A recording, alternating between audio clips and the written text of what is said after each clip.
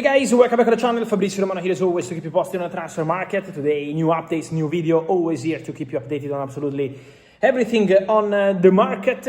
It's a busy weekend coming to an end. It's Sunday, many games. Congratulations to Man City winning their first home game under new coach after the Pep Guardiola era, 10 years now. Enzo Maresca is there and Enzo Maresca wins the opening game against Bournemouth. It's been a difficult game, a tough game for City, and it's important to mention that this situation linked to the market is obviously having an impact because they are working on several things, several deals at Man City, players coming, players leaving, but Enzo Maresca still managed to win the opening game against Bournemouth. And we start from Etihad Stadium because we have to discuss about Manchester City incomings and outgoings.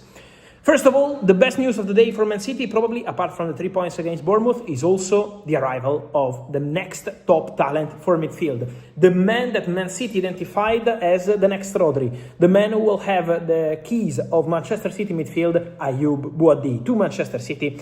Is a here we go. Deal closed today around lunchtime between Manchester City and Lille. This is why Ayoub Boadi didn't feature with Man City today. Ayoub Boadi on his way in the next 24 hours for medical test and contract signing at Manchester City, and is going to be a very expensive deal.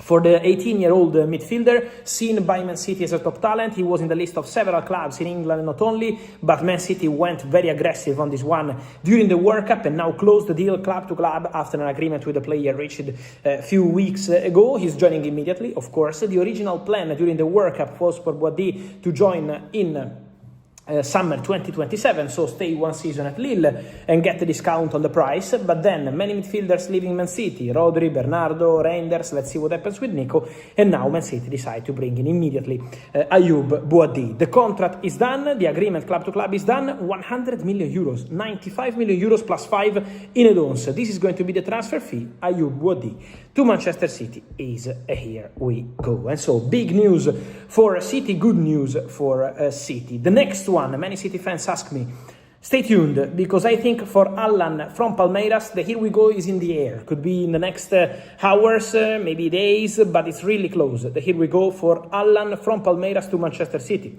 Yesterday night, I told you in a video that Man City made big progress in a meeting with Palmeiras in the negotiation around 40 million euros. There will be add-ons, and they are discussing about the add-ons structure, but Allan to Manchester City is expected to be a here we go quite soon. Agreement done days ago with the player, and this talented winger from Brazil expected to join Manchester City because Savinho left, and now Allan is coming. And then for Manchester City, the transfer activity is not over at all. Stay tuned, because Omar Marmoush to Tottenham, there is a verbal agreement reached. So, verbal agreement done for Omar Marmoush to become a new Tottenham player. We have to wait, obviously, for the player to sign and for all the next steps, but there is a verbal agreement in place. My understanding is for a loan with an obligation to buy a mandatory buy clause linked to certain conditions at £50 million.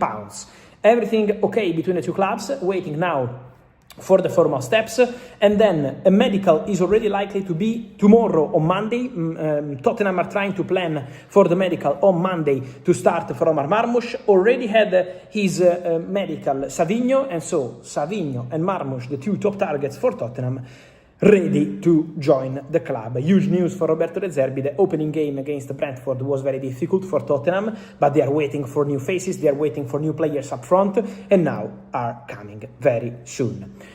Updates also from the Riyadh Air Metropolitano from Madrid, because Atletico Madrid fans welcomed Julián Alvarez after a crazy summer where many things happened, and we have to understand Atletico fans as well as we understand the situation between clubs with the player.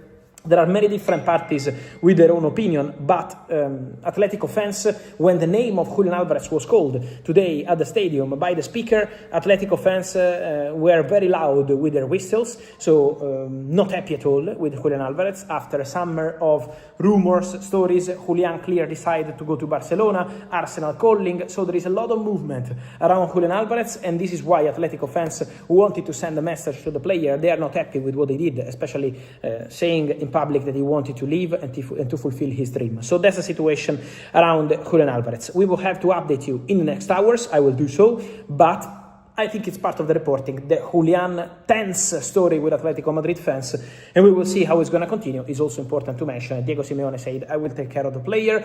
Until the player is with us, he's always going to be protected by me. The CEO, Miguel Ángel Gilmarín, said the player is staying with us, and it's always been the case. The president, Enrique Cerezo, also mentioning that despite all the summer movements, the idea has always been to keep Julián. So Atletico, as a club and as a coach, keep protecting the player, while with the fans, the situation has to be resolved for sure. More to say, guys, in this Sunday about Barcelona as well, because Barcelona have reached and have made an official statement regarding the exits in terms of players not joining the team for this opening game against Elche. And when a player is not even called up for the opening game, it's quite a message coming from Hansi Flick. Alejandro Balde, not in the squad. Marc Casado, not in the squad. Héctor Fort, not in the squad. These three players are likely to leave Barcelona from now to the end of the summer transfer window. Then, if you ask me, is Balde 100% leaving? It's still not 100% guaranteed, because Balde, from my information, is happy at Barcelona. Balde would like to stay, compete for a place. Balde is not asking to go. Balde feels Barcelona are trying to find a solution for him, which is different to the story saying Balde is pushing to leave Barcelona. He's not. He has a feeling the club is pushing him out.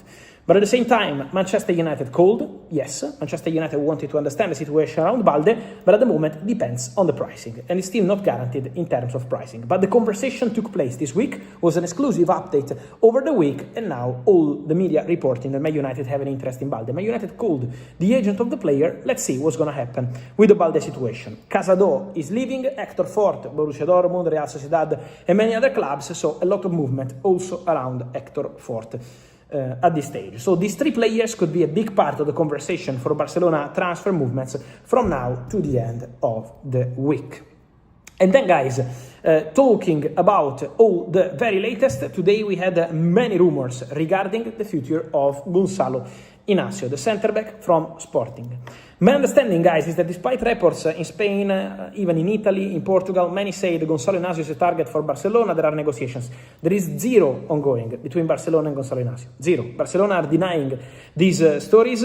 And also, many say that Barcelona are entering the deal for Cuti Romero, and Barcelona didn't, because Hansi Flick made very clear that he didn't want to proceed for Cuti Romero, and the same is for Gonzalo Inacio. Hansi Flick, but also the board, they are not interested in going for Gonzalo Inacio. So I don't know where these rumors are coming from, but I can tell you that Barcelona are denying this story. Then, any changes, any update, I will be here to keep you updated.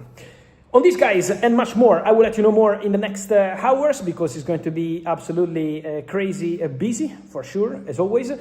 So, guys, to add something, also keep close eye to two stories I told you exclusively here on the channel. The first one, Gabriel Martinelli and Al Hilal. He's high on the list of Al Hilal, because at the moment Pedro Neto is considered too expensive, Martinelli is on the market, and there are conversations ongoing. Al Hilal, Arsenal, Al Hilal, agents of the player. An exclusive story from 3 days ago, now is everywhere, but Al Hilal are going for Gabriel Martinelli. Let's see if they can reach an agreement with all parties. And then Al Hilal still working for Ollie Watkins. Not in the squad today for Aston Villa, because Ollie Watkins has an agreement with Al Hilal, and he's trying to understand if the move can happen, but Al Hilal are going strong for Ollie Watkins. Guys, I will let you know more in the next hours and days. I will see you soon. Thank you. Ciao.